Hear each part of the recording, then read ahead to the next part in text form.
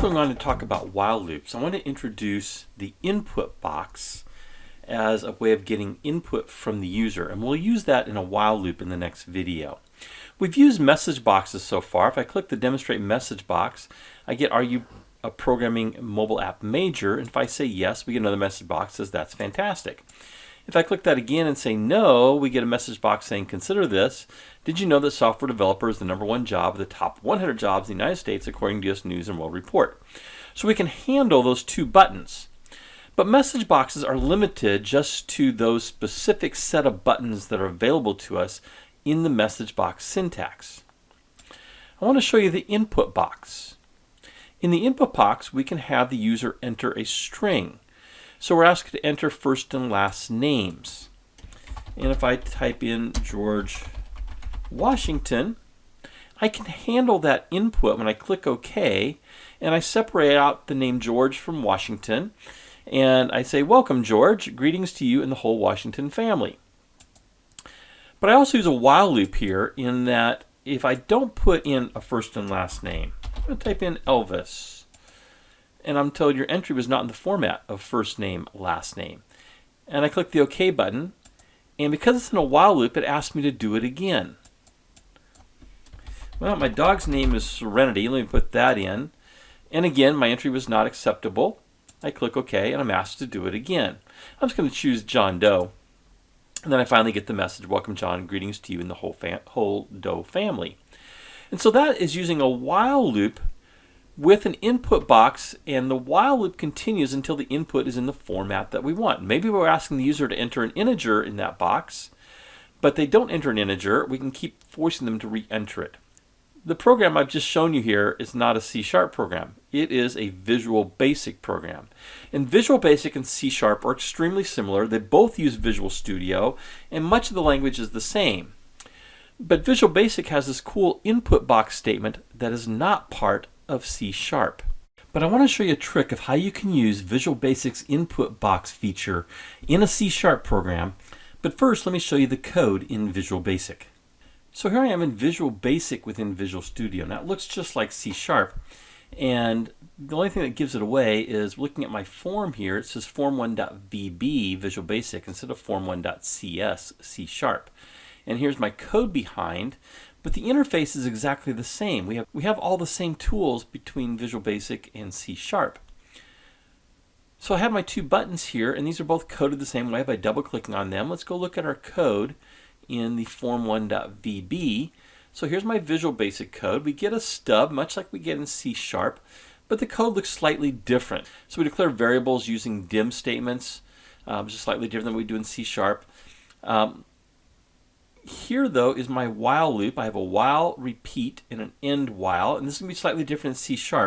What I want to focus in on here is the use of the input box. So the input box looks much like a message box statement. I say XYZ, that's a variable, going to be the string that's returned that the user enters in the input box. And then I have an equals input box, which is a method.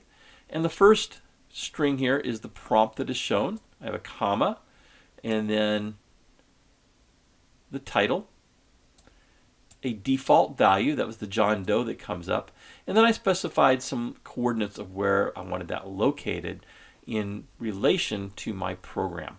But this does not exist in C#, but it's extremely useful to get input from the user by them enter stuff into a dialog box. And they're always entering a string, and then we can parse that out of a string value into a double value or an integer value and so forth. So let me show you how we can do this in C#.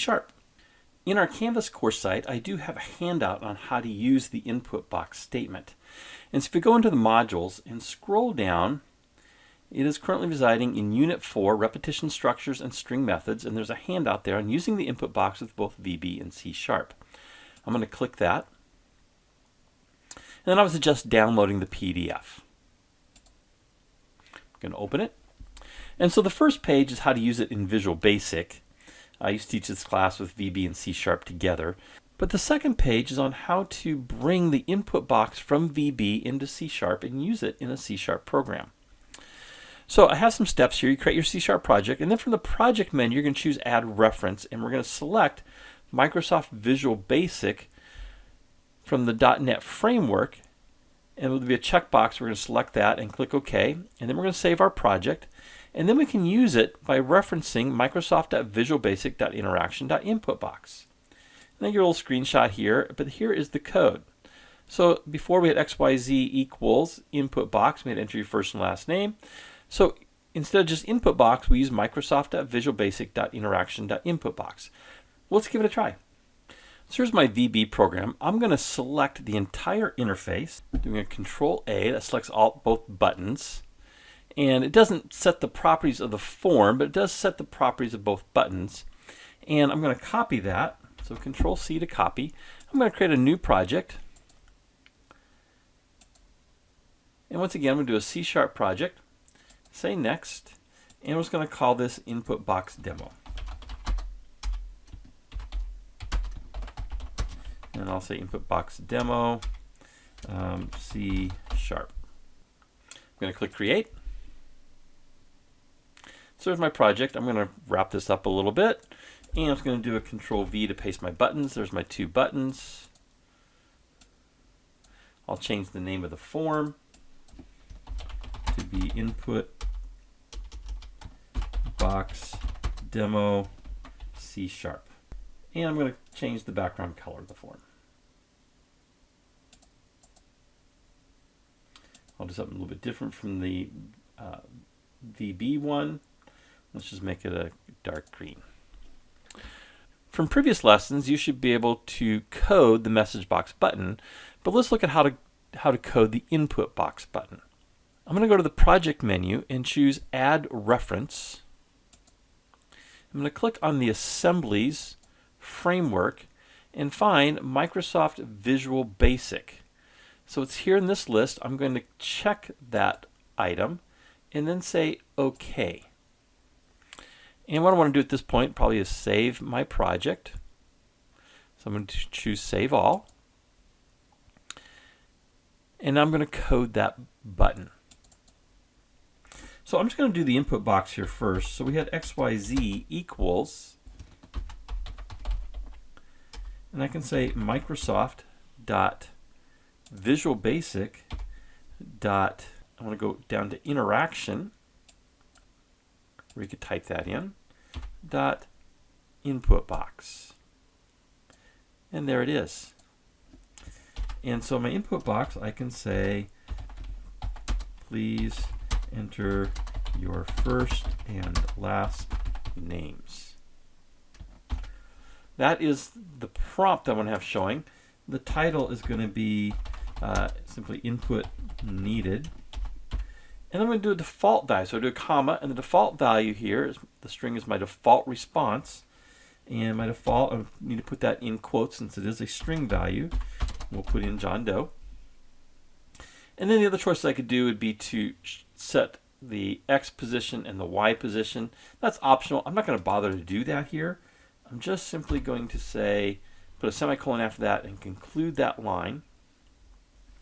Oh, my XYZ here, I need to declare that as a string. And then notice I misspelled your. So I'll fix that. I want to show what they entered so we can make sure this is actually working. So I'll just use a message box here, messagebox.show. We'll just very simply say you entered, and then I'm going to concatenate with that XYZ. And I need my semicolon. Okay, so that's using the input box. Let's test this. So here's my program. I'm going to click Demonstrate Input Box, and I get the input box running in my C# program. I put in John Doe. Let's just change that again to George Washington, and click OK.